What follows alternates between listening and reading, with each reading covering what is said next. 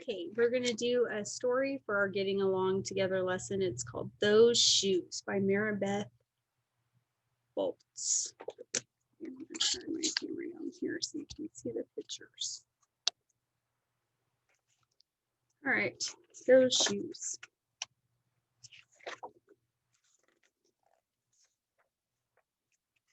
It says, I have a dream about those shoes, black high tops, 2 white stripes. Grandma, I want them. There's no room for want around here, just need, Grandma says. And what you need are new boots for winter. Brandon T comes to school in those shoes. He says he's the fastest runner now, not me. I was always the fastest before those shoes came along. Nate comes to school in those shoes. Antonio and I count how many times Nate goes to the bathroom.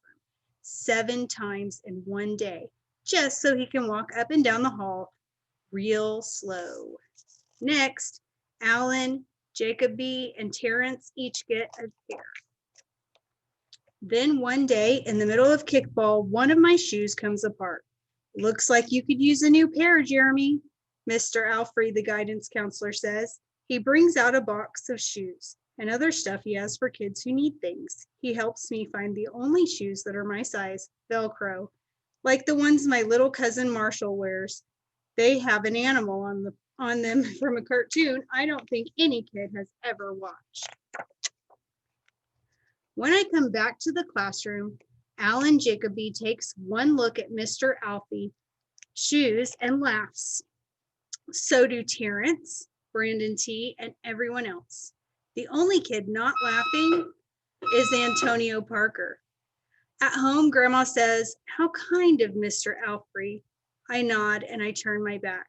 I'm not going to cry about any dumb shoes. When I'm writing my spelling words later, every word looks like the word shoes, and my grip is so tight on my pencil that I think it might bust. On Saturday, Grandma says, "Let's check out those shoes you're wanting so much. I got a little bit of money set aside. Might be enough. You never know." At the store, Grandma turns those shoes over so she can check the price.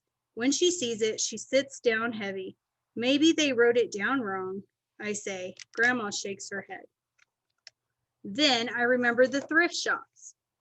What if there's a rich kid who outgrew his or got 2 pairs for Christmas and had to give one of them away?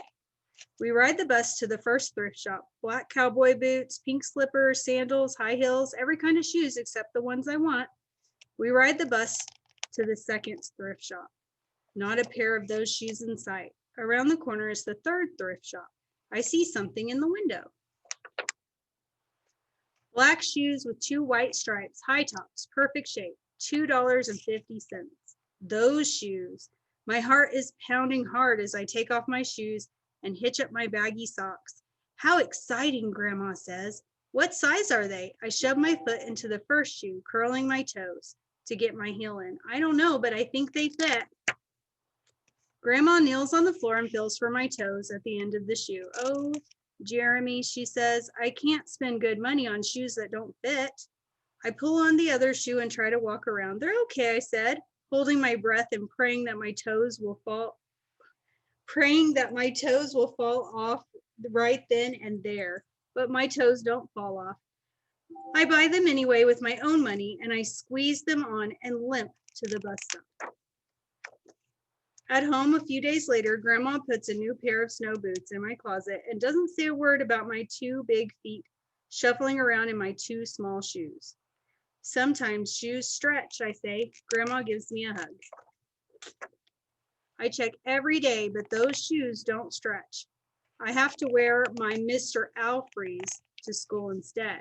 One day during math, I glance at Antonio's shoes. One of them is taped up and his feet look smaller than mine.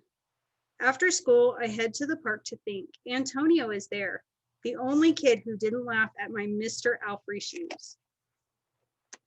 We shoot baskets. A loose piece of tape on Antonio's shoes smacks the concrete every time he jumps. I think, I'm not going to do it. We leap off the swings. I'm not going to do it. We race from one end of the playground to the other. I'm not going to do it, I say. Do what? Antonio says, breathing hard.